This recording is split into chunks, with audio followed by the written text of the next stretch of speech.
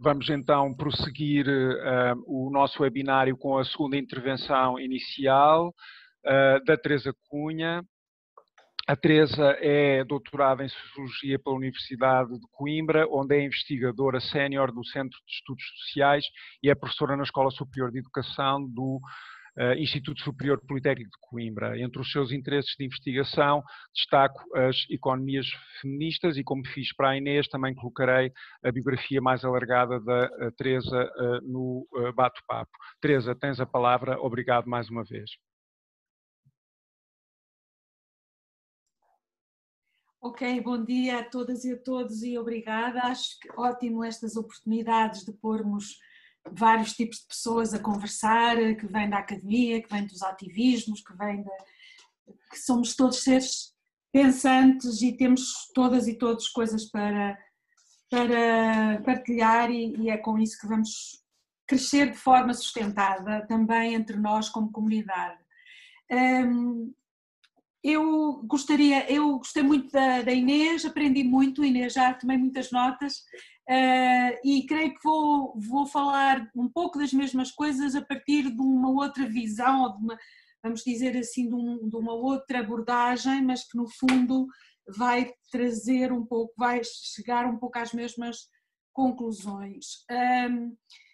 Que eu vou fazer uma abordagem mais de economia política do que propriamente digamos, de um sistema ou de uma proposta como o de crescimento, embora para mim esteja nesse horizonte também. E há três, e vou simplificar, então isto como vocês sabem, nós podemos escrever muitos livros e fazer muitas webinárias e webinários de todos os sexos e de todos os géneros sobre isto, então vou ser muito gráfica e para a economia do tempo. Podemos olhar para estas questões das crises sociopolíticas de três maneiras assim, fundamentais, para simplificar. Uma é uma maneira conservadora, vamos conservar o que já temos e já não é nada mau. A segunda é uma visão mais reformista, quer dizer, vamos alterar os comportamentos, vamos alterar um bocadinho aqui, um bocadinho ali, e portanto vamos melhorar as coisas, mas no fundo o sistema é este e nós não temos muita capacidade de mexer, e então vamos melhorar o sistema, que é uma visão reformista. Aquilo que eu vou propor aqui, e que no fundo a Inês, sei o dizer, também propõe, é uma chamada muito mais radical, que é de mexer profundamente no sistema, ou seja, é compreender o sistema para o poder transformar. E é isso que eu gostaria de partilhar convosco. Nós estamos numa fase do capitalismo, o capitalismo é um sistema socioeconómico que tem mais ou menos 500 anos de existência a nível planetário, que se tornou hegemónico, muito embora não seja o único sistema económico existente no planeta, e vamos dizê-lo com toda a clareza, ele tornou-se dominante, de tal forma que muitas vezes nós não vemos muito bem como sair deste problema. Mas, na verdade, há muita gente a viver fora dele e isso também nos deve dar alguma esperança. Mas esta fase neoliberal do sistema capitalista contemporâneo que nós estamos a viver, e que é em grande medida, eu estou de acordo que as nossas crises ambientais, chamadas crises ambientais, crises sanitárias, pandemias, são sobretudo antropogénicas, ou seja, elas decorrem dos desequilíbrios que são induzidos pela ação humana, têm algumas características que é bom que nós não nos esqueçamos delas. Eu vou enumerar algumas apenas enunciando. Houve uma ascensão global do setor financeiro, ou seja, a produção de riqueza deixou de estar ligada à produção propriamente dita, portanto, moeda cria moeda, moeda cria riqueza, não tem correspondente com a materialidade da riqueza ou até a espiritualidade da riqueza. É territorialmente expansionista, para não dizer imperialista. Tem um crescimento de capital portador de juros da dívida, o que significa que põe os países, a maior parte dos países, numa situação de dívida soberana e, portanto, de joelhos perante o capital financeiro. Voltou à reprimarização da economia mundial pela extração intensiva e violenta dos recursos naturais de determinado lugar do mundo. Aquele mapa distorcido que a Inês mostrou é exatamente onde há mais footprint, não é? Ecological footprint, é onde há mais riquezas naturais e onde há mais extração intensiva e brutal mesmo, violenta. Eu trabalho muito com Moçambique, é a minha pátria do coração, e Moçambique está numa guerra terrível exatamente pelos seus recursos naturais. E quando eu digo guerra não é uma metáfora, guerra, pronto, mesmo. A desvalorização radical do trabalho, portanto o trabalho não vale mais nada, seja qual ele for. A ascensão de regimes autocráticos e mesmo de recorte fascista, vejamos por todo o mundo e em todos os continentes. A expansão dos imaginários sociopolíticos misóginos, conservadores e contra as identidades femininas e as masculinas que não se identificam com aquele ideal masculino, tipo Trump, tipo Modi da Índia, só para não pensarmos só o Bolsonaro, o Erdogan, o Orbán da Hungria e outros assim. É negacionista, completamente negacionista relativamente às consequências ecológicas e socioecológicas que estão a ocorrer no mundo. Promove a extrema mercantilização de todas as sociabilidades e todas as relações sociais, tudo passa a ser mercadoria, inclusivamente o amor, inclusivamente as coisas, os cuidados, tudo passa a ser algo que tem uma tradução mercantil. Assenta numa lógica de guerra permanente à Terra como uma entidade viva, e como disse a Inês, gostei muito de ouvir dizer que tem direitos, portanto é uma entidade de direito, é um sujeito de direito, e também uma guerra permanente contra a vida em todas as suas formas, seja a vida humana ou a vida não humana em todas as suas formas.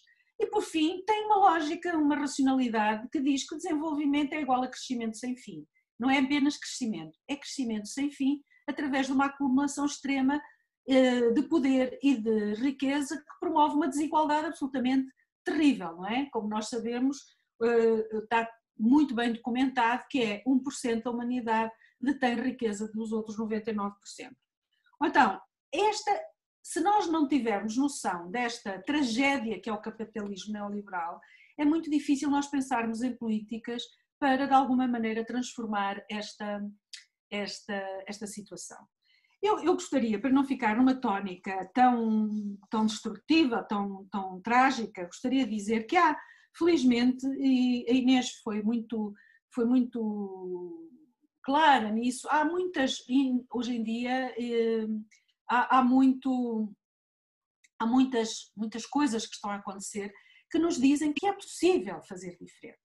Nós sabemos que a pandemia que estamos a viver, infelizmente, está a criar, e nós vemos até por algumas soluções políticas que estão a ser criadas aqui no país em que vivemos, em Portugal e em outros lugares, está a ser uma grande oportunidade de negócio para muita gente que já tem muita, e muito menos uma oportunidade para transformar profundamente as relações sociais ecológicas que nós necessitaríamos. Mas, de qualquer forma, há muitas experiências e alternativas que estão em marcha, apesar de elas estarem sempre a ser subvalorizadas e ser subtematizadas. Eu gostaria de falar de 2 ou 3, muito basicamente, sem me entrar em detalhes.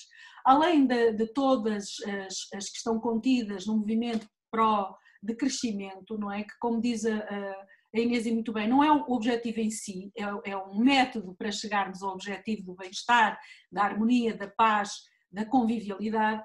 Nós temos outras, como por exemplo o grande movimento do bem viver, sobretudo na América Latina, que vem das experiências, ou digamos das cosmovisões ameríndias, portanto nativas da América, ou o Ubuntu na África Austral, que é o que eu conheço melhor, porque é onde eu trabalho, sobretudo na África Austral, eu mesma sou africana e portanto essa minha relação é muito íntima. O Ubuntu que tem uma relação não apenas entre os humanos e não humanos, mas uma relação não apenas de harmonia, mas de uma profunda eco e interdependência que é absolutamente central para reorganizar não apenas a nossa vida, mas reorganizar o sistema.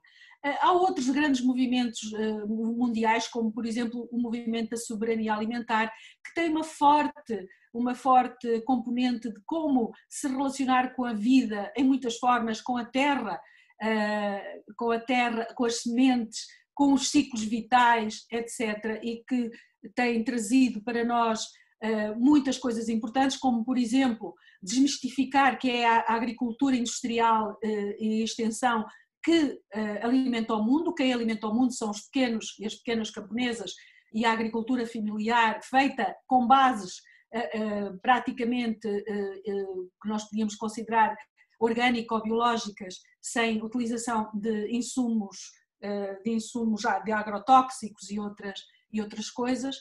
Nós podemos também dizer que toda a economia do cuidado, aquela economia que abriga, que ama, que apoia, que cura, que cuida, que alimenta, ao contrário do que dizem os nossos economistas de serviço, quando dizem a pandemia parou a economia, não é verdade. A economia que sustenta a vida, aquela economia sem a qual a vida não consegue acontecer, pelo contrário, ela não só não parou, como ela está completamente operacional e a aguentar todos os problemas que advêm da pandemia. É a economia não só doméstica, mas a economia da agricultura, toda a economia do cuidado, no sentido abrangente do termo, que está sempre operativa e que está sempre, e vejamos, não é? Atrás de mim está uma tábua de passar a ferro, à minha frente está um computador, não é? Ao meu lado estão as minhas gatarias, a minha filha, o meu neto, etc. É esta economia de integração do que eu chamo a mais produtiva de todas, porque é aquela que produz incessantemente a vida e que nós precisamos não apenas de reconhecer, mas valorizar e aprender com ela. Então há aqui uma série aqui de exemplos que podem servir para nós, de que há formas realmente de criar um sistema socioecológico, convivial, harmónico, que dê atenção à transcendência, que dê atenção à espiritualidade, que são também coisas importantes e que nós, no nosso secularismo europeu, tentámos varrer das nossas vidas, mas que afinal dão muito sentido a muitas coisas. Eu não sou uma pessoa crente, mas isso não significa que não seja uma pessoa que valoriza a transcendência e a espiritualidade, porque a espiritualidade não é religião. Então é isso, é por aqui, e creio que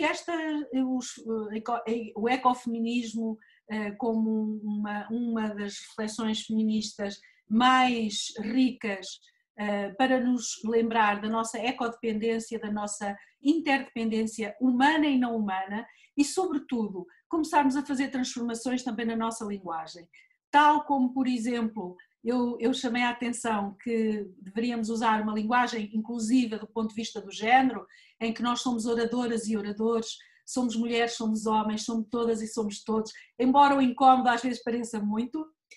Também podemos ser assim relativamente às questões por exemplo, deixar de chamar natureza, como se a natureza fosse uma coisa que está fora de nós. A natureza nós somos também, e a natureza somos nós e nós somos dela. Nós não temos a natureza é que nos tem a nós. Muito obrigada e a luta continua.